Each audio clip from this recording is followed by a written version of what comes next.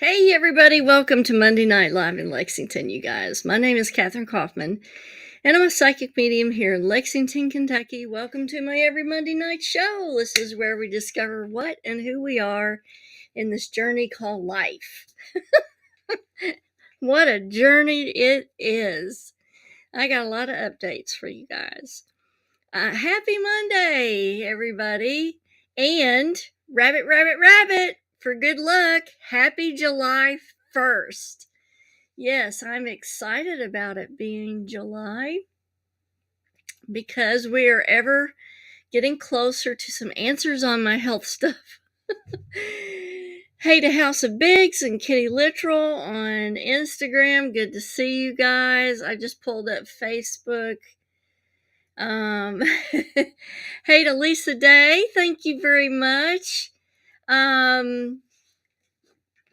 I think my mental is feeling better, even though the physical is not yet. This all is hinging on some iron infusions that have been very much delayed in getting to me, like over a month. Thank you, Ina. Good to see you tonight. Good news though, not this week, but next week, I will be getting the iron infusions, and then we're going to check my blood levels to see if they're going up. And I will be visiting with Hemonk on the 11th and maybe getting some answers as to, what's happening, what's going on here. What do we need to worry about and what do we don't need to worry about? So I'm so happy that you guys are joining me this evening. Yes, absolutely, Lisa. Metaphysical as well as physical. I'm not going to stay online too awfully long. This is going to be kind of a short show because the content is really straight to the point. We want to be able to tell a benevolent spirit from a malevolent one. Back to health updates really quick. I forgot to tell you guys that I'll be having an endo on Wednesday to see if maybe I had a GI bleed or something, and that's where all of the my blood went when the levels all went down. And then on the 11th, we'll be going to Hemonk. So that's kind of what's going on. And then the 8th, 10th, 11th will be the iron infusions, and hopefully I will get some energy from that. And that's going to really determine whether or not I come back to even part-time work with readings or not. We'll see. If I can't, I am going to keep up the Monday night shows. I enjoy these a lot. They don't take a lot of energy from me. And I think that the content is really beneficial for you guys. So I'm going to continue to deliver the content as long as I can. So now back to how to tell a benevolent spirit from a malevolent one. And the reason why I decided to do this show is because, number one, all of the content for the shows comes from my clients who have problems and have questions that go beyond their sessions. Right. But not only that, hang on just a second. Got a little bit of a cough tonight. Not only that, but I love to watch paranormal shows. And on paranormal shows, inevitably, like the least little thing that happens, and I know these shows are made for TV and everything is exacerbated, okay? And so the least little movement or the least thing that happens, and they're calling it a malevolent spirit or a demonic haunting or something. Now, some programs do keep it within the context of appropriateness on true demonic or malevolent hauntings, but some programs kind of blow out of proportion any type of activity, and then inevitably, I get a lot of clients that want to call me and or come in and talk to me about something malevolent in their house or their home. Hey, Lex Dad on Instagram. And it really isn't. B. Ferreira, good to see you. It really isn't. And so I'll have to ask them a lot of questions that put it into context, like, okay, you saw a picture move. And then what? And then, but it's demonic. No. The picture moved maybe because whoever's in the picture wants to call attention to the fact that they need to talk to you, right? So Lisa says demonic content on paranormal media is way exaggerated, making our work far more difficult. Oh, yes. That's part of why I wanted to do tonight's show. And it makes it easier because once I do the show, the next person that calls in that has these issues, I simply have to give them the link to the YouTube video to watch, and then, they can get an in-depth explanation about it without me having to go reiterate everything for another hour and a half. So let's go into this. How to tell a benevolent spirit from a malevolent one. Number one, evaluation of what's happening. Sometimes, and even if it is like, say, a slamming door or something being thrown across the room, sometimes a spirit is stressed out because they feel a stress that they need to communicate maybe something that happened to them. Maybe they were murdered. Maybe something happened to them and they have no idea if their family knows or if you know.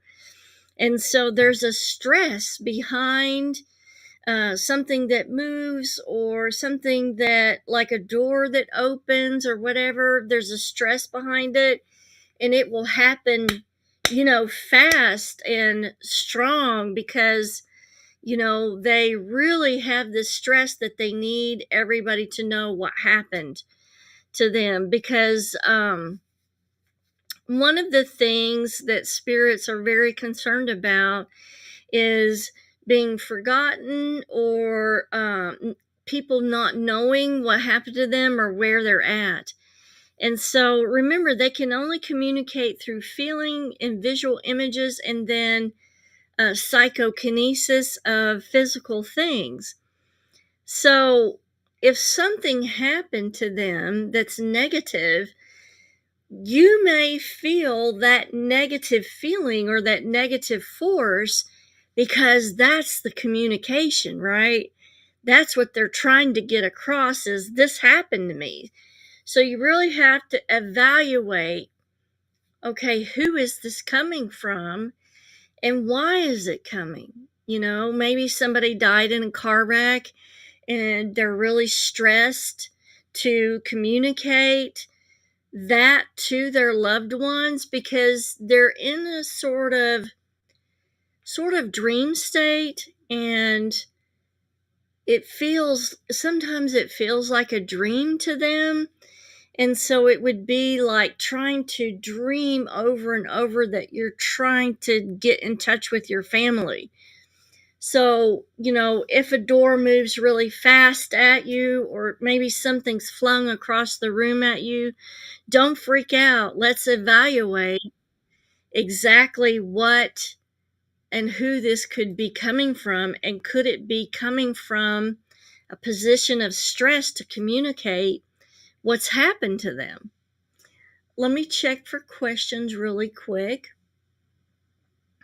I don't see any as of yet. Okay. Yeah, we're good. All right. Let me make sure. Okay. All right. So number 2 is loving communication to let you know that they are okay. It might scare you when they try to get your attention, like opening and closing doors or moving things. So what you have to do is notice what's being moved for any significant meaning. So you want to look at, okay, is a certain picture moved and who is that picture of? Are there specific things that are moved or apported that have significance to maybe somebody who's passed on? And true, too, if it's something really small that's moving, don't automatically get freaked out. And here's another thing. When you're using your gut feeling, it may feel strange or odd. Strange or odd is not negative, but we may interpret it as negative because it's something new and not familiar. So really check in with your gut feeling to see, is this truly negative, or is this just something different that I need to explore a little bit more? Notice the location of the activity. Let's say you've got activity in your closet.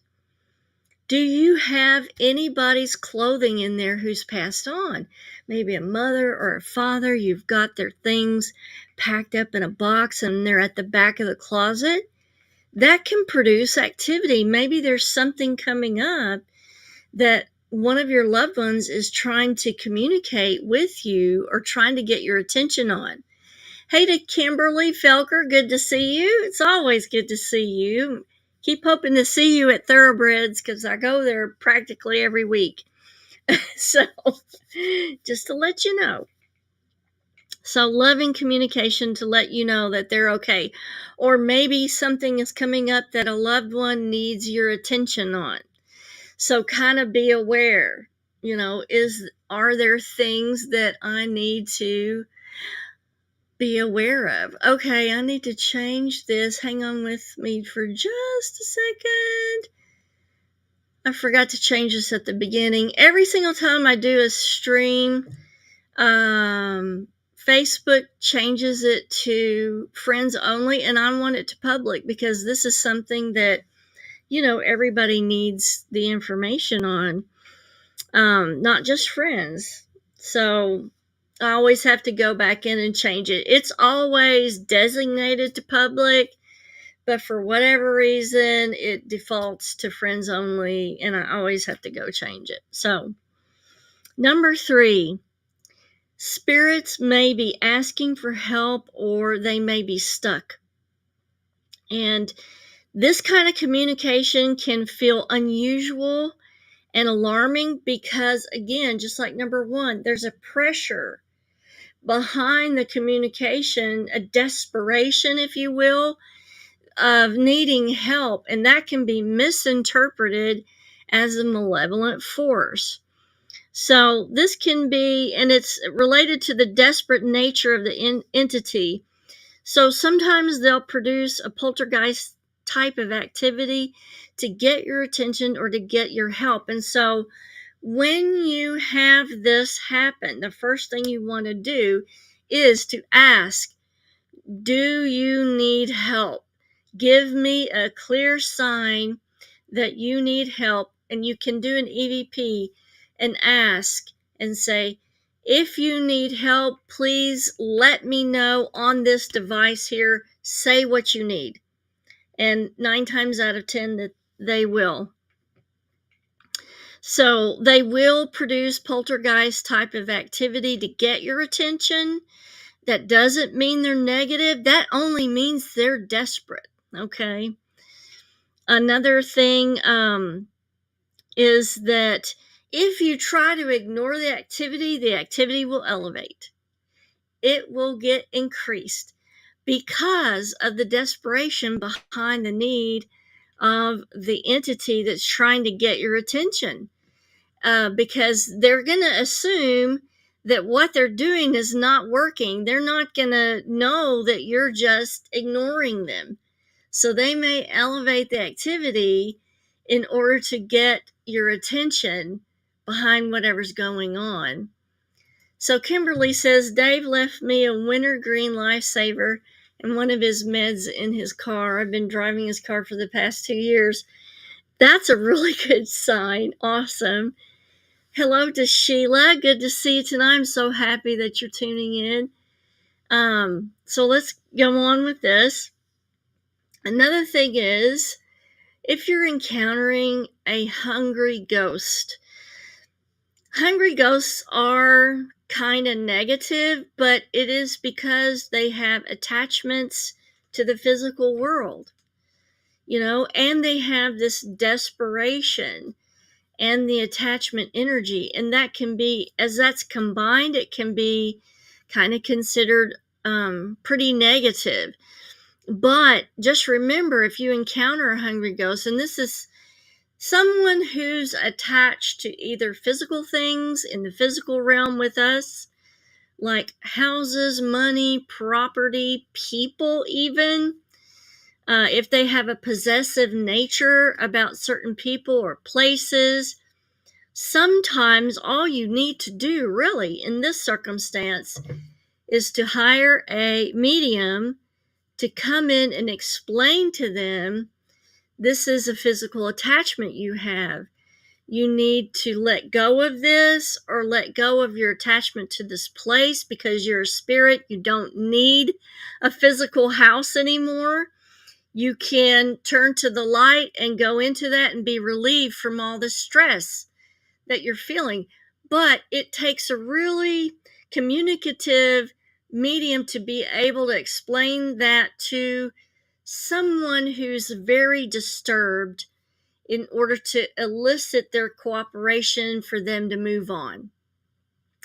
So, and I would say probably most mediums can achieve this, but really go on, word of mouth, recommendations and stuff on other people who've used them in similar circumstances. So, you could run into a medium that doesn't have experience in this area, but that doesn't mean you shouldn't use them. Give them a try, but also have a backup plan in, just in case. Okay, number 4 are traumatic imprints from the past or recordings in the environment.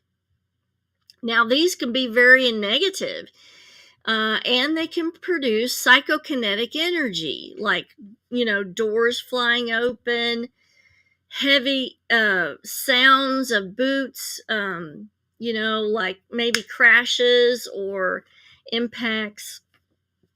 They don't interact with you, but you can perceive the negativity from it.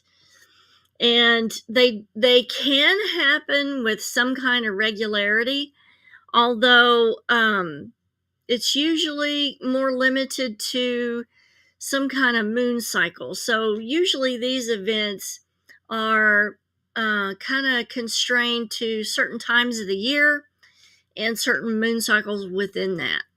But, you can perceive these as very negative, but they're simply traumatic imprints in the environment that are activated or triggered by certain events. Now, one way that you can rid those traumatic imprints is by, redoing the house, like renovations and stuff. Although, if it's true entities, that can kick that up in a very bad way. If it's a traumatic imprint, it will help to get rid of that. But it's hard to tell unless you get a medium to come in to see if it's a traumatic imprint or whether it is a true entity interacting with you. So now, if you're having this stuff happen on a regularity at certain months of the year, at certain times during the month, you can pretty well say it's your traumatic imprint or a recording in the environment.